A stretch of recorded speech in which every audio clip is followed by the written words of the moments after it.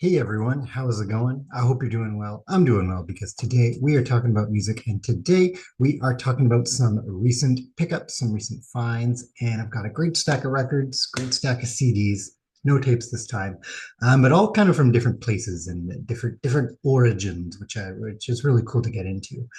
So with that, there's quite a lot of music, so let's get right into it. Let's start with the vinyl, as it were. Now, this first one, I recently helped out and volunteered at the Victoria Record Fair, which is great. Tons of vendors, tons of great cool finds. It was super fun volunteering experience. My favorite part was definitely seeing people finding the record that meant a lot to them. That's what I love. Just kind of hanging out by some of the booths, just making sure there were no, people trying to sneak their way in or whatever, and just seeing people go through someone's collection and going like, oh, wow, that's amazing. And like, even if it was an artist I've never heard of or someone I have heard of but doesn't mean a lot to me, just that kind of shared love of music, it makes me realize why I love this hobby so much. Um, so with that, I'm kind of at a slowdown with my collecting. I say that kind of ironically as we're doing a collecting video, but by that I mean I'm kind of going through my collection, selling some stuff that it was fun to have on a shelf, but right now I'm at the point where I kind of want to pare it down a bit, just to things I know I really want or I plan to listen to in the future. And I know with all kind of hobbies and collecting, it ebbs and flows, gets really big, goes small, big, small, things like that. So right now I'm kind of shrinking a bit. So even though there's a lot of really cool stuff I was super into, I figured, I'll set, a small financial maximum for me and kind of hold some things and think, do I really want this? So I did find something that I really wanted. It was a great price. One vendor, they had a little $5 section with some lived a lot of life records. But this one, the front was kind of beat up, like the case, the sleeve, but the record itself was great. And this is the debut album from the prog rock supergroup UK. This is their self-titled debut. They only ever had two albums, but this one you got Eddie Jobson, John Wetton, Alan Holdsworth, and Bill Bruford. So, you know, that's what you're going to get on here is a combination of prog rock and jazz fusion. I would say of their two albums, I kind of prefer their next one a little more. Their next one has maybe more angular instrumentation, but a lot catchier hooks and songwriting. Whereas this, I would say, is much more prog rock for what you get on here. But super fun and really nice to. It's a small discography, but happy to complete that discography there. So debut. That was only $5, so really happy to get that one. The next two, one of them I've shown in a video previously. If you watch my last What's Good with Tim Derling, you'll recognize that one when I get to it. But still related is the debut Dawn Patrol from Night Ranger. A lot of folks say this is their best. This was $5 as well, but this was found while thrifting at a consignment store. I mean, it's got, Sing Me Away, tons of great songs on here. Don't Tell Me You Love Me, At Night She Sleeps, Eddie's Coming Out Tonight, Young Girl in Love, tons of self-titled Night Range, tons of great hits on this one. Super, super fun album. Happy to have that in the collection. And then the next is the one I showed off. This is the debut solo album from Graham Nash. This is Songs for Beginners. It's kind of got that Laurel Canyon vibe to it. I don't know if there was a big hit from this album. I think Man in the Mirror may have been the hit from it. It's a pretty good album. This might be one that, I'm happy to have in the collection as I sort of build out that area of the discography, that Crosby, Stills, Nash and Young family. But I'll have to sit on that, and that might be one that, someone else might love all the more. But I was totally happy to give that one a few listens. These last three, yes, three. I've mentioned it before, going through a record collection, someone close to me. Folks still aren't biting on that. So I've been going through now and either, paying more time when I have it to what's actually in there and going through, or lately I've just been going through and grabbing, chunks out, listening to artists I've never heard of. Some of it I'm into, some of it not so much. For example, and I've talked about her many times on the channel, I think this is the second album from Emmylou Harris. This is, what's this one called? Elite Hotel, there we go. Fantastic album. And again, can't say I'm much of a country boy, but just something about the instrumentation on here, something about the vocals, the songwriting. I just really like it. This is a great album. I think now I have in total 8 of Emmylou's albums, and just a really cool artist. It's the kind of thing where it makes me want to, she's still making music. So jump to the 90s, see what we got happening in the 90s, jump to the 2000s. And is it, how much does the genre change? Does her style change? Um, just one of those things where it's a genre you don't know about, but you want to give it some pay, some attention. These next two, an artist I had not heard of. Actually, this morning I gave a listen to half of one of these albums, so I'm a bit more familiar with it. And that is the Crusaders, who are kind of a jazz rock, funky soul outfit. This is one of their double albums, Southern Comfort. Now, I will say, so that cover, I got the ringwear on there and on the back too. I took out the record one to play, and it is probably one of the cleanest records I have ever seen on there. It's fantastic. Um, it's so far it's all instrumentation, but from what I gather, the band itself is not entirely instrumental, but no vocals yet, so I don't know. I just haven't gotten to that point of the album yet, or this, album by album, they vary it up. But really enjoying it so far. Some funk rock, some cool stuff to this kind of fall-ish music. Some of it rocks hard, and some not that it would belong on ECM, but some of it feels like it's ECM adjacent in a way. Another album from the Crusaders. This is Those Southern Nights. I really like that album cover. It's really fun. Show off the back. This is a gatefold as well. I got some people dancing on the back. Is it a double? No, this is a single album, but it's still got a gatefold. Oh, I gotta show that off. I haven't bothered to look at that yet. Look at that. Look at that. Fantastic. Um, so yeah, new artist to me. Check it out. Super into it. This next stack we're gonna go through. These were all found while thrifting. Different points, throughout, some $1, some $4, something like that. But definitely at the point where people given CDs are closer to what I'm looking for. So these first few are bands that I was either into or I've never heard of but want to check out. That's the case for this one. This is Death Individual Thought Pattern. So for me, extreme metal, and I know it's not extreme, but technical death metal, black metal, let's call those extreme metal, is a genre I wanted to check out.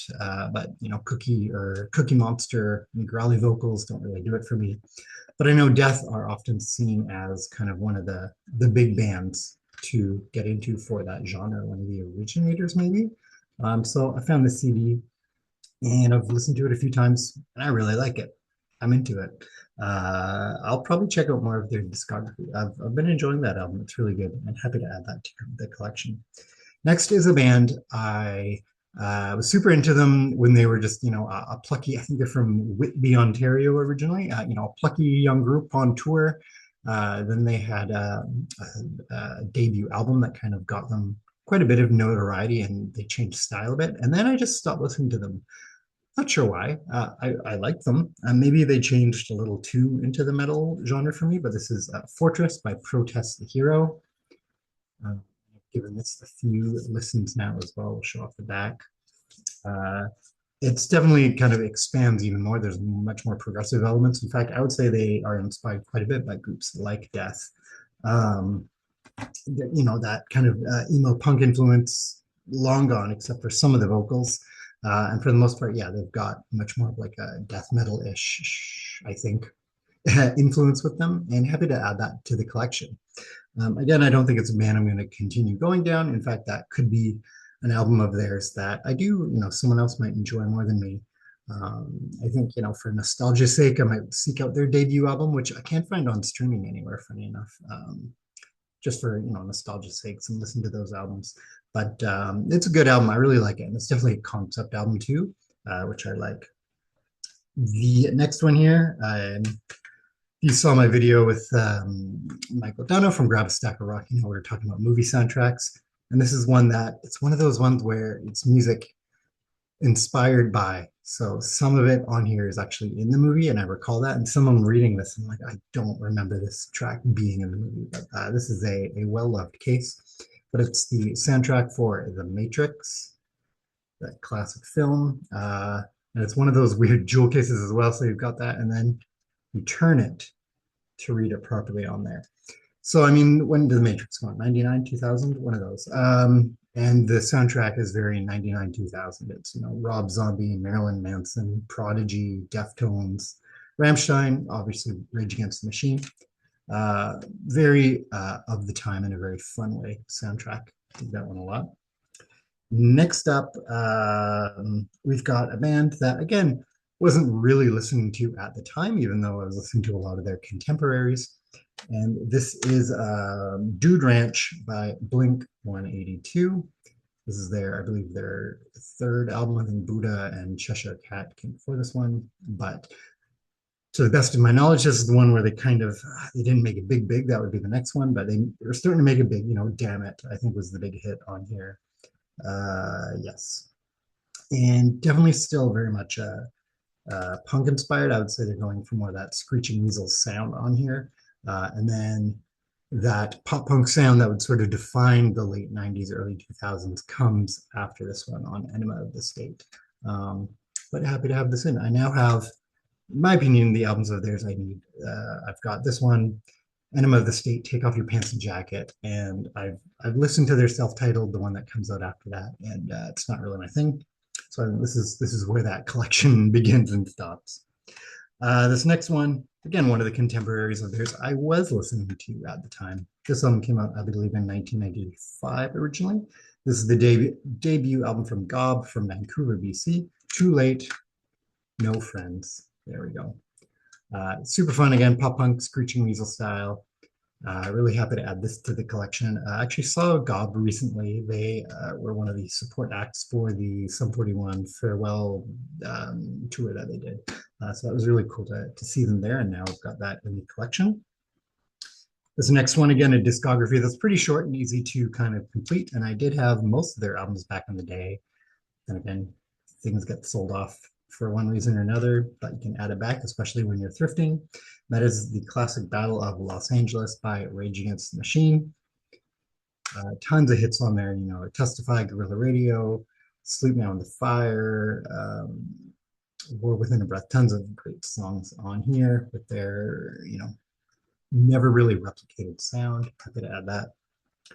Next up on here is, we'll go for this one, a compilation I had back in the day and really enjoyed. The fun part of this is a 2-disc, so you've got one CD and then a DVD with lots of extras like documentaries and things like that. And now I do wonder, looking at this, what will we think looking at things? Like maybe, I don't know, I think I've got opinions on here, but this is Rock Against Bush, Volume 1. This is put out by Fat Records, so a lot of the artists on here are Fat Records bands, with a lot of unreleased tracks that I don't believe have been released elsewhere as well. You'll probably have a hard time, but everything there with an asterisk, which is like 90% of these, are previously unreleased or rare. So some of these are, B-sides on here. But then some of them I don't think see release anywhere else, especially the last song, Less Than Jake, featuring Billy Bragg, The Brightest Bulb Has Never Burned Out. One of my favorite songs by Less Than Jake. Billy Bragg, great singer-songwriter. Although they don't really mix well together, it's kind of an interesting track. But then you've got stuff on here like Alkaline Trio, Against Me, The Get Up Kids, Jello Biafra, Strung Out, The Ataris, Pennywise, NoFX, Social Distortion, tons of stuff like that. Now, the last thrifting find before, I guess, the big album that I found was Blondie Parallel Lines. This is a, I believe, 2008 release that has a few bonus tracks. Blondie, for me, anytime they're kind of brought up in the music community, are a band that I want to check out. Whenever I hear them on playlists, on Spotify or whatever, I'm super into what I hear. So I always think to myself, I think I just need to buy a couple albums and just get into it. And I was happy to find this while thrifting, because not only do you get an edition with a few bonus tracks, it's 2 or 3 live versions and then a disco mix. You also get a fun booklet with really great essays on it. So it's kind of like a really cool way to get into the band. So really happy to get that one. Now, the last one is not an album I purchased, but my partner, my spouse, purchased. They bought the latest album from Taylor Swift, The Life of a Showgirl. There's the cover there, and show off the back in all of its glittery Goodness. There we go. Now I've given this an album. Taylor Swift is an artist I do like and do appreciate. As an album, it's okay. I like the opening tracks, so closing tracks. I wouldn't say it's one of the best in her discography, but I actually kind of enjoy. I think when you become a massive pop star on this caliber, people keep expecting, you to top every album, top every album. The last one needs to be, the best one. That's not sustainable. That's not even doable artistically, I don't think.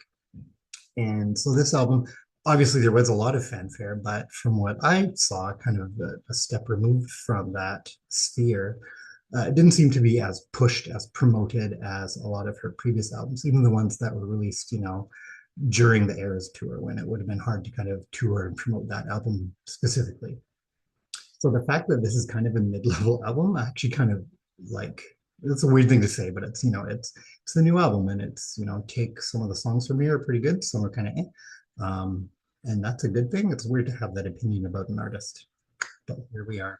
With that though, big stack of CDs, big stack of records, big stack of happy stuff to get into, and yeah, again, kind of like I talked about collecting. I've been going through what I do have so far, and kind of thinking, I've enjoyed, the listens that I have for these albums. I've enjoyed maybe even just having them on the shelf. That sounds weird, but you're a collector, you're watching it, you've watched it this far. You know what I mean when I say even just having something on a shelf can bring us joy, but maybe we've gotten what we need from that and we can pass it on to someone else. And like I talked about at that record fair, someone else might find it and they're like, that's what I needed, that's what I needed to add to my collection, and really cool feeling to have. But with that, these are all my, recent collections.